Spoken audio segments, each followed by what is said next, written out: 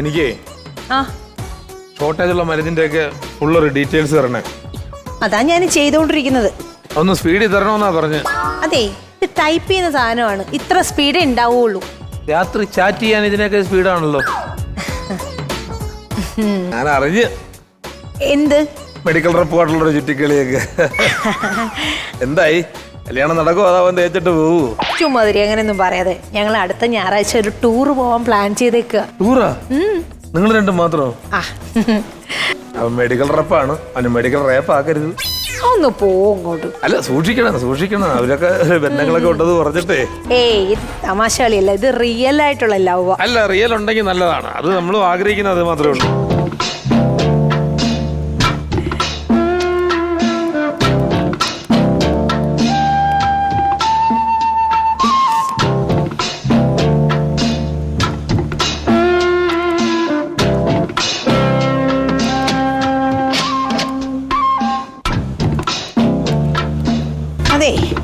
ഈ സ്റ്റോക്ക് നമുക്ക് കുറവാണെന്ന് തോന്നണം അല്ലേ? അതാ സ്റ്റോക്ക് ഇവിടെ. അല്ല, ഇത് ഓൾഡ് സ്റ്റോക്ക് ആണ്. ഇതിന്റെ പുതിയ കമ്പനി ഇറങ്ങിയിട്ടുണ്ട്. ആണോ? ശരി, എന്നാ പിന്നെ അത് നോട്ട് ചെയ്യാം അല്ലേ? ശരി, ഓക്കെ.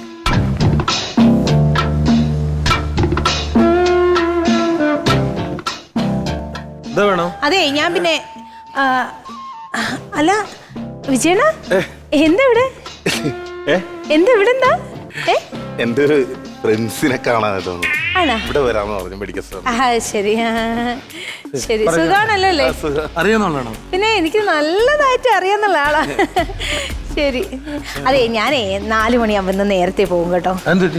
അത് മുട്ടിന് ഭയങ്കര വേദന, ഹോസ്പിറ്റലിൽ കാണിക്കണം. അയ്യോ, ഇവിടെ ഇത്രയും മരുന്ന് കിടക്കുന്ന ഏതെങ്കിലും ഒരെണ്ണോട് തേച്ചാ പോരെ? അതൊന്നും അല്ല, ഞാൻ ആയുർവേദ ഹോസ്പിറ്റലിലാണ് കാണിക്കുന്നത്. അത് കൊള്ളാം കേട്ടോ.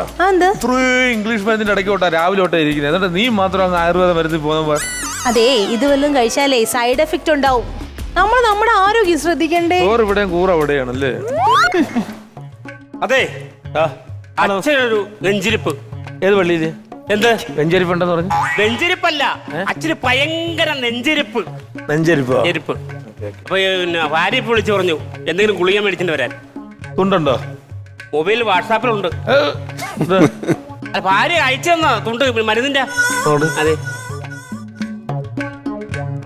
ഓ, ഈ മരുന്നൊന്നും നമുക്ക് ഇങ്ങനെ മൊബൈലിലൊന്നും കൊണ്ടുവന്നാൽ തരാൻ പറ്റത്തില്ല. ഇപ്പൊ ആരോഗ്യ വകുപ്പിന്റെ ചെറിയൊരു ഉത്തരവുണ്ട്.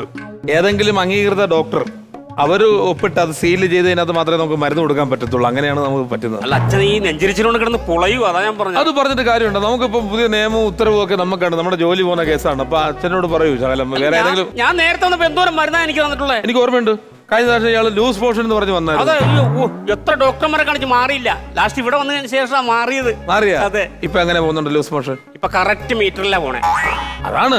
നേരത്തെ ആയിരുന്നേ തരായിരുന്നു, പക്ഷെ ഇപ്പൊ തരാൻ പറ്റത്തില്ല. ഏതെങ്കിലും സർക്കാർ ഹോസ്പിറ്റലിലോ ഹോസ്പിറ്റലിൽ പോണല്ലേ? ഇപ്പഴ ഹോസ്പിറ്റലിൽ കാണില്ല, അല്ലാതെ നമുക്ക് തരാനുള്ള നിയമം ഭയങ്കര കഷ്ടം. സുഹൃത്തെ, നിയമം ഇല്ലാത്തോണ്ട് ഞാൻ എന്ത് ചെയ്യാൻ പറ്റും? എന്നോട് ദേഷ്യപ്പെടുത്തിട്ട് കാര്യമുണ്ടോ? കഷ്ടായി പോയല്ലേ ഇപ്പൊ. അല്ലാതെ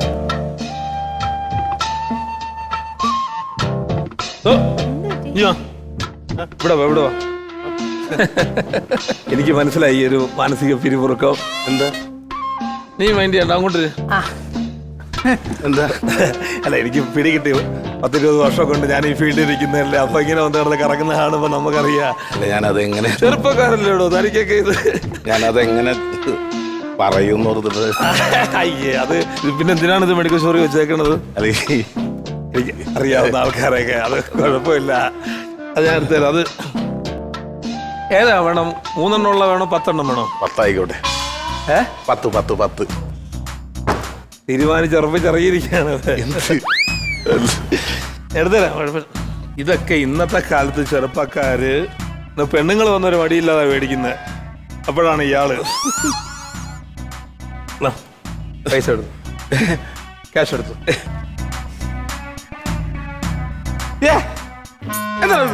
ഇതെന്താണത്?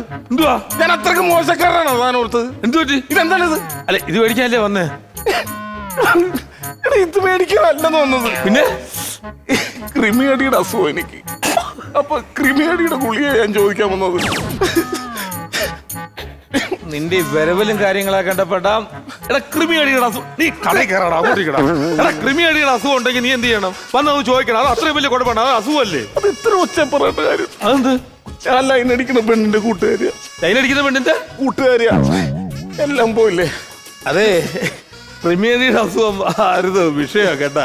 ഞാൻ വിചാരിച്ചു വേറെ ആള് സംഭവമാ.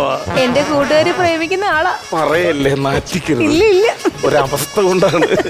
എടാ ഇതൊക്കെ വന്ന് ചോദിക്കണ്ടേ? ഇത് ഒരു കാര്യം ചെയ്യ്, ക്രിമിയടിയുടെ മരുന്നെടുത്ത് തരാം. ക്രിമേഡിയുടെ മരുന്ന് നീ എടുത്തേച്ചാ മതി. എന്താണ്? നിനക്കല്ലടെ ഏറ്റവും വലിയ ക്രിമേഡിയുടെ മരുന്ന്. നീയാണ് നിനക്ക് അതെടുത്ത് പുട്ട് പിടിച്ച് നീ പുട്ടുണ്ടാക്കി തിന്നടാ. നീ പൊടി കൂടി കൂട്ടിയിട്ട് ക്രിമികടി കൊണ്ടുവന്നിട്ട് നിന്നിട്ട് അവന് കാണിച്ചിട്ട് പയ്യ.